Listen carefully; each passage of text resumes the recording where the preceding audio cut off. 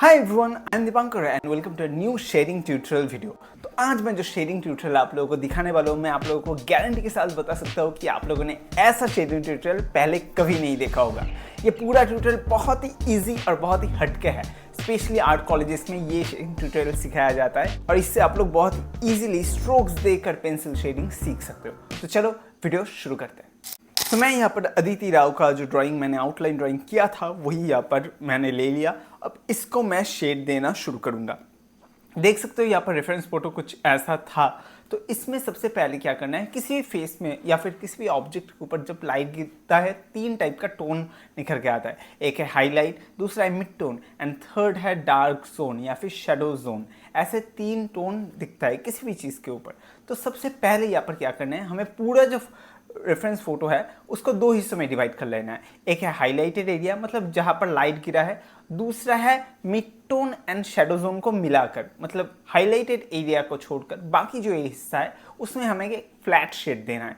Flat shade मतलब हमें ऐसे सिंगल स्ट्रोक्स देकर वो एरिया फिल करना है। ये जो सिंगल स्ट्रोक्स होगा वो दोनों साइड में ऐसे फेडेड हो जाएगा, मतलब पॉइंट नहीं क्रिएट करेगा। यहाँ पर देखो, मैं यहाँ पर अच्छे से दिखा रहा हूँ, आप लोगों को जूम करके भी दिखाऊंगा। एकदम ऐसे हॉरिजॉन्टल शेड्स है, ठीक है, और उसमें ऐसे डॉट्स या फिर कोई ऐसे लाइन जो है उसका जो डार्कनेस है वो चेंज नहीं होगा, सेम डार्कनेस में रहेगा और ऐसे फ्लैट शेड देना होगा। ऐसे आप लोग को भरना है।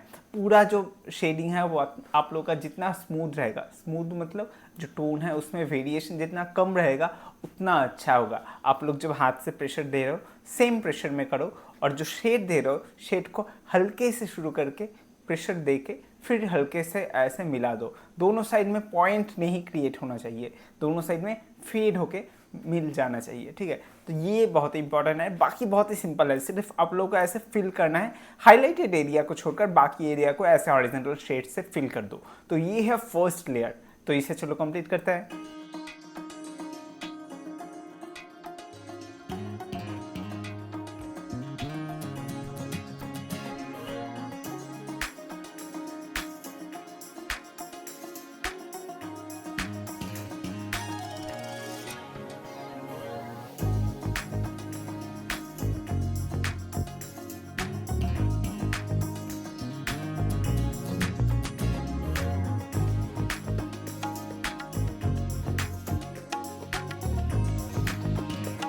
तो देख सकते हो कुछ ही एरिया को छोड़कर बाकी सब एरिया में ही mid tone and shadow zone है, इसलिए बाकी सब एरिया में ऐसे मैंने हॉरिजॉन्टल शेड दिया।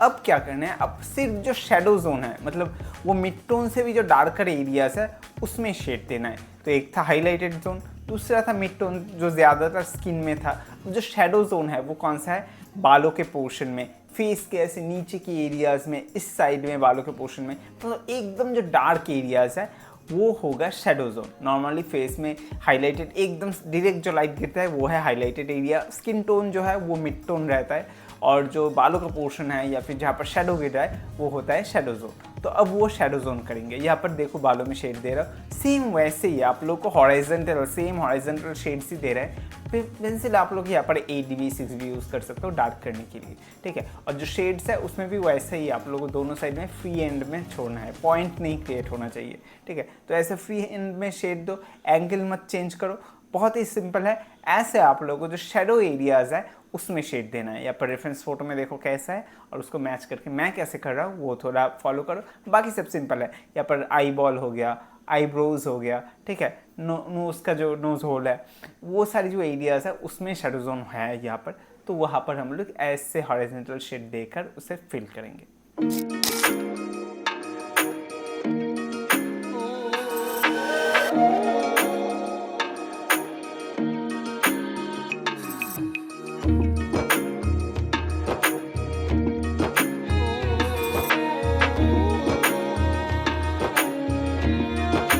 नाउ थर्ड स्टेज, अब हमें डिटेलिंग में ध्यान देना है। हमने तो पहले क्या किया, highlighted area, mid tone and shadow zone ऐसे डिवाइड कर लिया, पर अब हम लोग रेफरेंस फोटो को देख कर एक्चुअल जो डार्कनेस है, कुछ एरियाज जो ज़्यादा डार्क है, उतना डार्क नहीं हुआ था पहले, तो उसका जो डार्कनेस है उसे लाना है और कुछ कुछ जगह पे हम लोग ऐसे आउटलाइंस, ऐसे पेंसिल लाइन से उसका जो शेप है वो अच्छे से दिखाएंगे, क्योंकि शेप से तो सारी चीज़ें दिखाई नहीं सकता, किसी किसी एरिया में ऐसे लाइन से भी उसका प्रॉपर जो शेप है वो बनाना पड़ता है। तो यहाँ पर वो सारी चीज़ कर रहा हूँ। ज़्यादा डार्क जहाँ पर है, ज़्यादा डिटेलिंग है, छोटे छोटे काम हैं, वो यहाँ पर दिखा रहा हूँ। पर जो शेडिंग का एंगल है उसे चेंज मत करो, शेडिंग का एंगल ऐसे फ्लैट ही रखो। कुछ कुछ एरियाज में कर सकते हो पर ज़्यादा नहीं। और आउटलाइंस को भी वैसे बड़े बड़े शेप्स में, मतलब ज़्यादा शार्प पॉइंटी एरियाज, छोटे एरियाज में नहीं, बड़े बड़े शेप में आप लोगों को जो डिटेलिंग है वो करना है, ठीक है।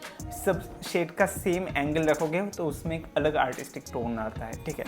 तो वैसे मैं कर रहा हूँ। और डिटेलिंग में, ज़्यादा डिटेलिंग में मत घुसो। आप लोगों को शेडो, हाइलाइट्स, मिड टोन्स, ऐसे बड़े बड़े हिस्सों में थोड़ा ब्लर करके, ब्लर आँखों से देखो तो उससे वैसा थोड़ा इजी भी होता है। डिटेलिंग में ज़्यादा ही घुस जाओगे तो वहाँ पर बहुत टाइम वेस्ट हो जाता है और आप शेडिंग ठीक से नहीं सीख पाओगे। तो शेडिंग सीखने के लिए डिटेलिंग में कम घुसो और आप लोग ऐसे स्ट्रोक्स में थोड़ा ध्यान दो, जैसे कि मैं यहाँ पर कर रहा हूँ। देखो मैं कैसे कर रहा हूँ। थर्ड स्टेज में आप लोगों को बहुत ही ध्यान देना होगा, ठीक है। यहाँ पर जो एकदम ही फेस को मैच भी करना है और उसका जो टोनल वेरिएंस है वो भी लाना है। यहाँ पर देखो जो आंखों में छोटे छोटे एरियाज़ में हाइलाइट्स है वो मैं आप निखर के ला रहा हूँ, और जो शेड्स है वो भी मैं डार्क कर रहा हूँ अब धीरे धीरे कुछ कुछ एरियाज़ में। पर हाँ, घिसना नहीं है, वैसे छोटे छोटे ऐसे हॉरिजॉन्टल स्ट्रोक्स देकर करना है। और जहाँ पर आउटलाइन की तरह कुछ लाइन्स की ज़रूरत है, सिर्फ वहाँ पर ही मैं आउटलाइन कर रहा हूँ।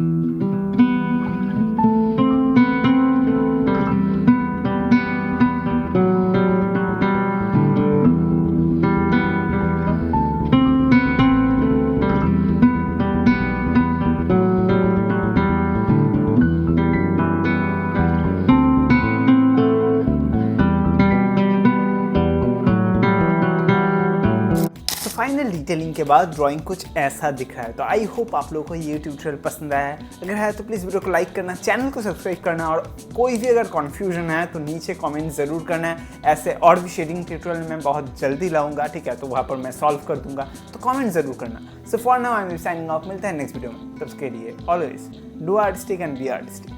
बाय।